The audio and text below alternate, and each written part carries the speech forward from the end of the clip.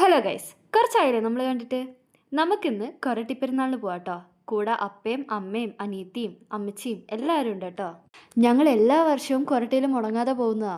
ഇപ്രാവശ്യം പതിവ് തെറ്റിച്ചില്ല, ഞങ്ങൾ നേരെ കൊരട്ടിപ്പള്ളിയിൽ എത്തിയിട്ടുണ്ട്. എല്ലാ പ്രാവശ്യം കൊരട്ടിപ്പെരുന്നാളിന് വരുന്നതിനെക്കാട്ടിലും ഭയങ്കരമായിട്ട് തിരക്ക് കുറവായിരുന്നു കേട്ടോ ഇപ്രാവശ്യം. മറ്റേത് കാർ പാർക്ക് ചെയ്യാൻ കൂടി സ്ഥലം ഉണ്ടാവില്ല, അങ്ങ് ദൂരെ കൊണ്ടുപോയിട്ട് ഇവിടം വരെ കഷ്ടപ്പെട്ട് നടന്നു വരേണ്ട അവസ്ഥയായിരുന്നു.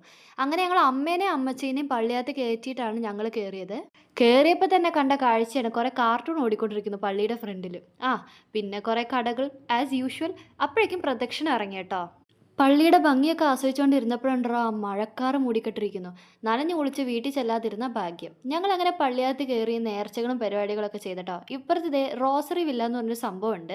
ഞങ്ങൾ എപ്പോഴും കൊരട്ടിപ്പള്ളി വരുന്ന സമയത്ത് ഇതിൻ്റെ ഉള്ളിലൊന്ന് കയറും.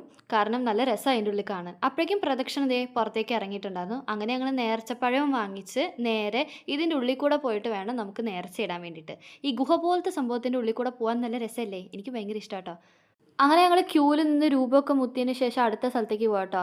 അവിടേക്ക് ഈ ക്യാമറ കയറ്റാൻ എനിക്കൊരു മടി. ക്യൂവിലൊക്കെ നിൽക്കുന്ന കാരണേ. അങ്ങനെ ഞങ്ങൾ ഉള്ളിൽ പോയി ആ പൊരി മേടിച്ചിട്ട് വന്ന് കഴിച്ചു. ഞാൻ ദേ ഇപ്പുറത്തെ കൂടെ കാണിച്ചു തരാം. ദേ ഇതാണ് നമ്മുടെ രൂപം ട്ടോ.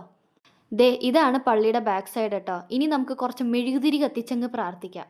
അപ്പോൾ ദേ ഇന്നത്തെ വീഡിയോ ഇത്രയുള്ളൂ. ഇഷ്ടപ്പെട്ടാൽ പ്ലീസ് ലൈക്ക് ഷെയർ സബ്സ്ക്രൈബ്. അതുവരെ എല്ലാവർക്കും ടാറ്റാ.